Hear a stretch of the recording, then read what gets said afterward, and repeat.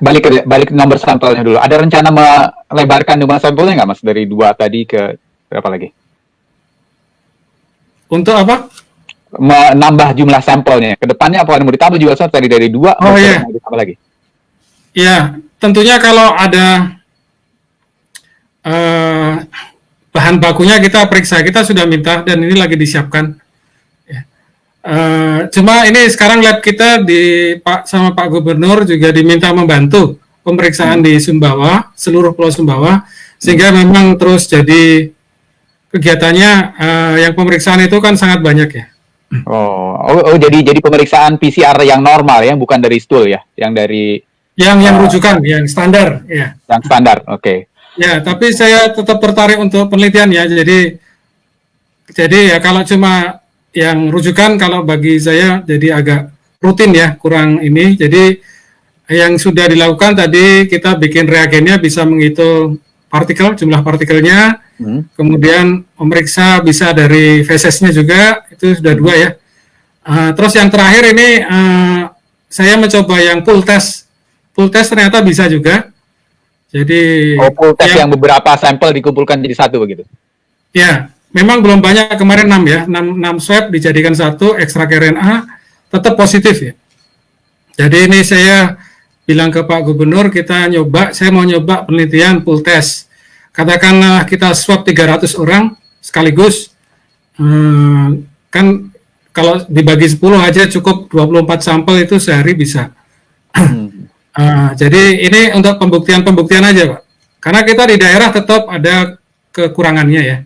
Dibanding di ibu kota dan sebagainya. Tapi kalau orang hanya bicara dari paper nggak ada data kan lemah ya. Betul. Jadi Anda melakukan dua aspek ya.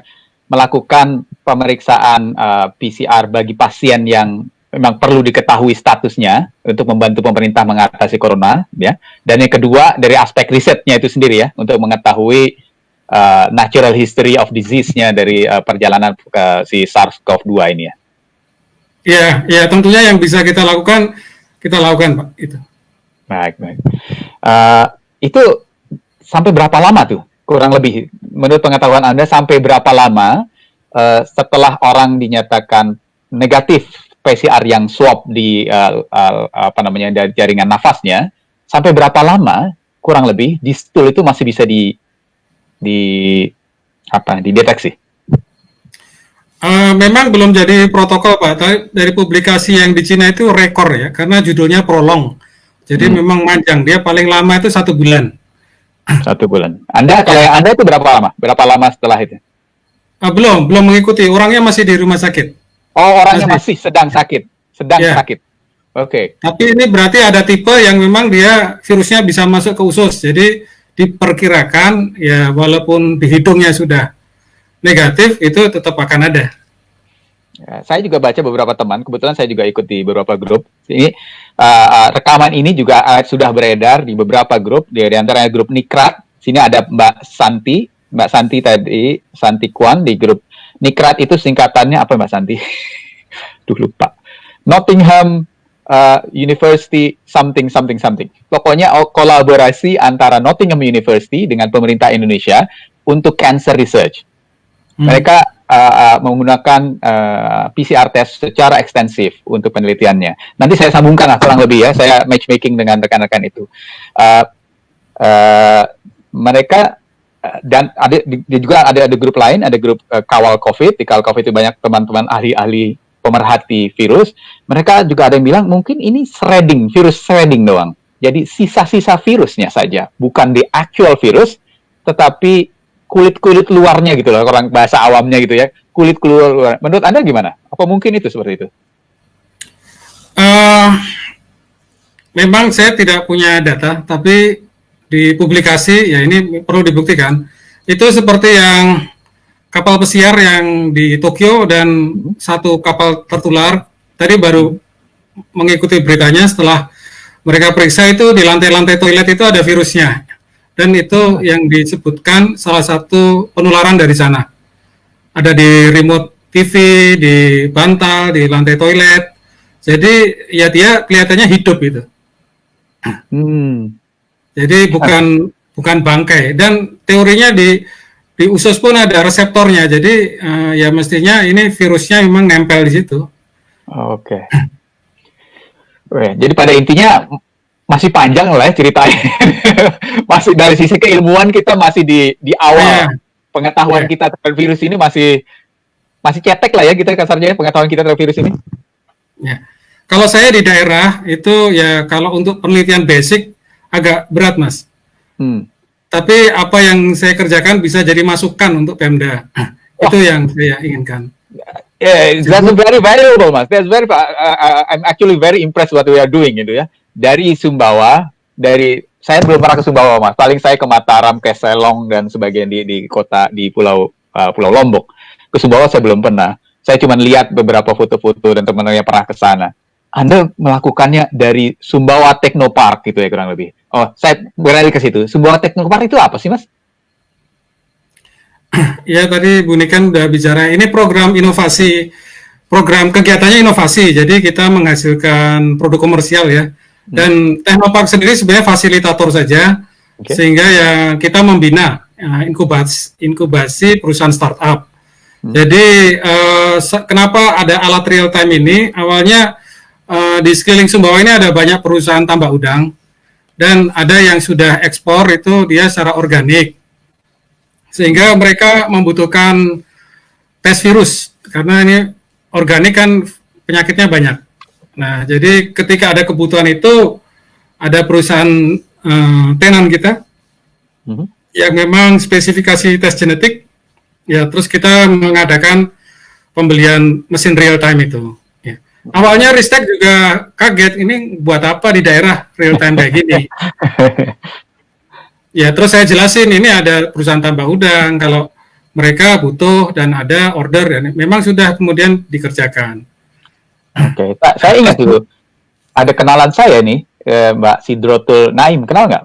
Urusannya itu, risetnya tentang PCR pada udang di Indonesia. Oh, ya, nanti saya hubungin dengan beliau ya. Oke, terima kasih. Besok kebetulan saya ada ngundang beliau hari Kamis, mengundang Dr. Sidrotul Naim ini untuk diskusi itu yang saya sebutkan.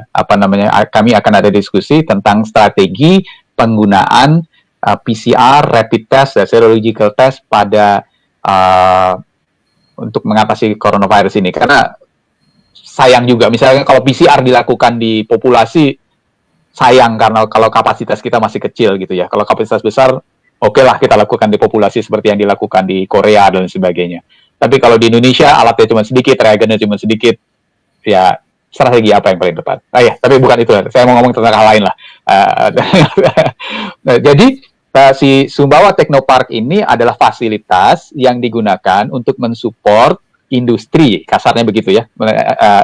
Bukan hanya mensupport sih, tapi interface ya antara industri dengan riset seperti itu kira-kira. Ya, dan kita tugasnya menghasilkan perusahaan startup.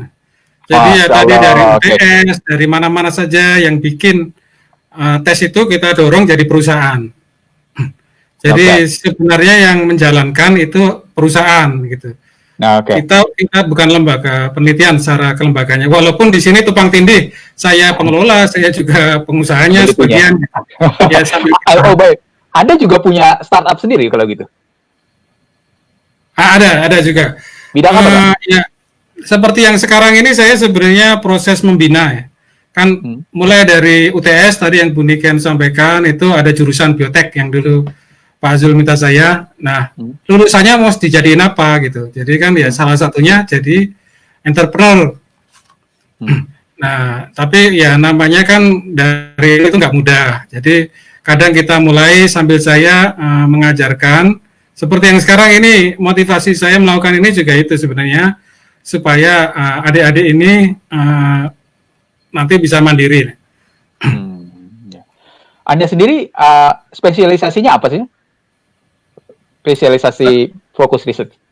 Saya S3 itu bioteknologi protein. Jadi saya bikin rekayasa protein untuk sensor glukosa darah waktu itu.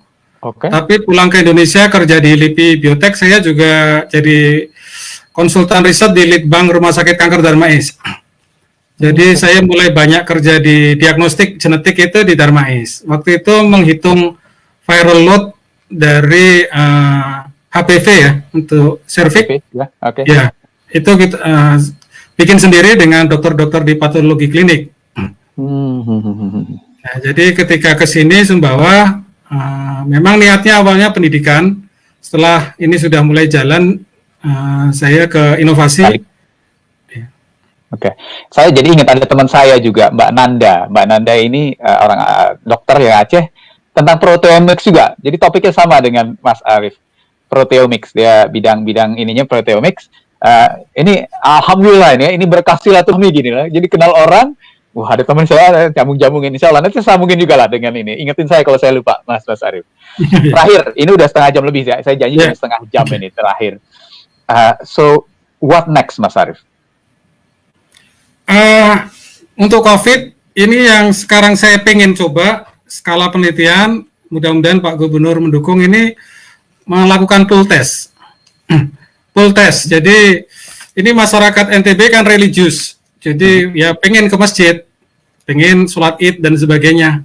Tapi kan karena aturan nggak bisa. Nah, gimana kalau kita coba pool test, misal satu kecamatan atau kelurahan lah. Kalau di situ bebas, berarti masyarakat di situ nanti ibadah ke masjid, nanti sampai sholat itu dia bisa. Jadi saya pengennya kegiatan itu yang ada manfaat langsung dengan masyarakat, membawa masukan ke Pemda. Ini kalau di daerah itu yang saya rasa lebih dibutuhkan. Nah, ya menarik sekali. Ini saya ada beberapa pertanyaan dari live, mungkin gitu ya. Pertama, dari Mbak Santi, NICRAT itu singkatan dari Nottingham Indonesia Collaboration for Clinical Research. Kemudian Mbak Santi juga tanya tadi, target gene mana yang diperiksa di feses untuk penelitian Mas Arif? Saya pakai protokol CDC, Pak. Jadi pakai nukleokapsid N1, N2. Nukleokapsid N1, N2. Itu Mbak Santi, saya nggak ngerti apa itu pakainya. N1, N2. Mbak Santi pasti ngerti, kalau saya nggak ngerti, oke lah.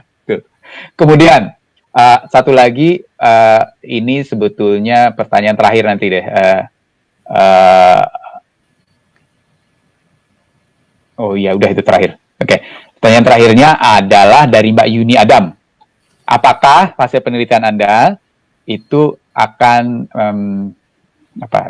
mengambil kesimpulan bahwa coronavirus ini bisa hidup dimanapun, dan pandemi ini tidak hanya berhenti di sini? Itu pertanyaannya sangat besar ya.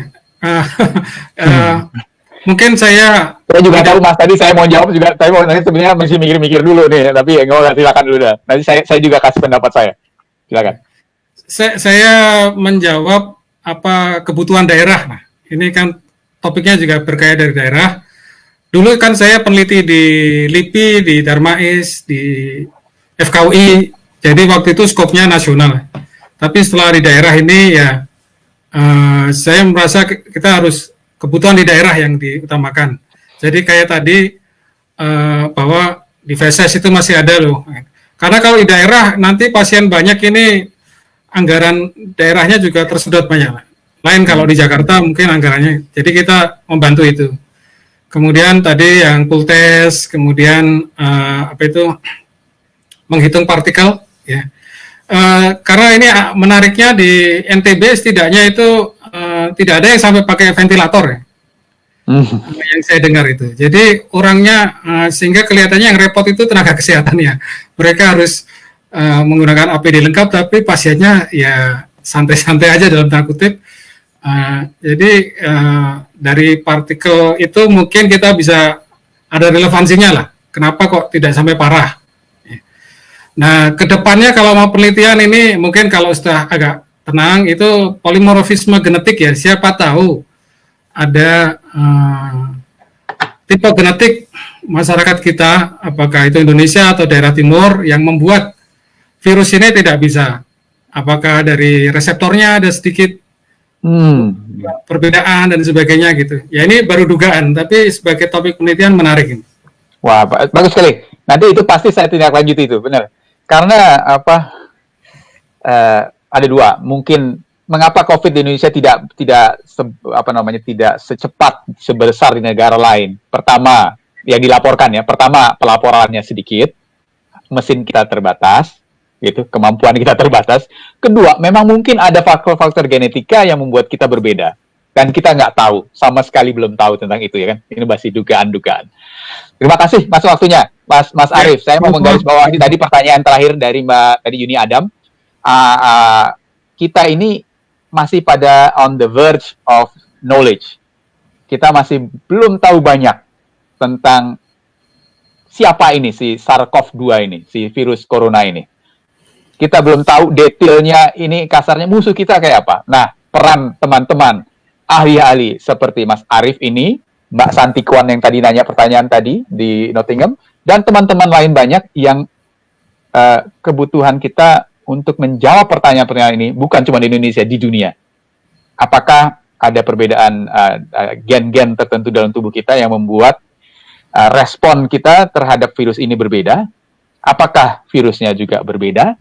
Dan sebagainya. Pertanyaannya masih banyak, panjang kali bagi. Tapi kita tetap optimis bahwa kalau dalam Islam semua penyakit pasti ada obatnya. Insya Allah ada. Semua kita ambil hikmahnya. Baik, terima kasih Mas Arief ya atas waktunya. Terima kasih, sukses. Insya Allah kita kolaborasi. Yang pasti silaturahmi jalan terus. Saya kalau ke Indonesia mampir ke sana. Satu lagi, hobinya kalau nggak salah snorkeling ya, Mas Arief. Iya. Cakep. Di daerah mana itu Mas? Kalau di Sumbawa? Banyak pasti ya? Banyak. Banyak. Masalah. Oke. Tunggu saya Mas. Tunggu. Oke. Makasih ya Mas. Sampai ketemu. Assalamualaikum. Waalaikumsalam.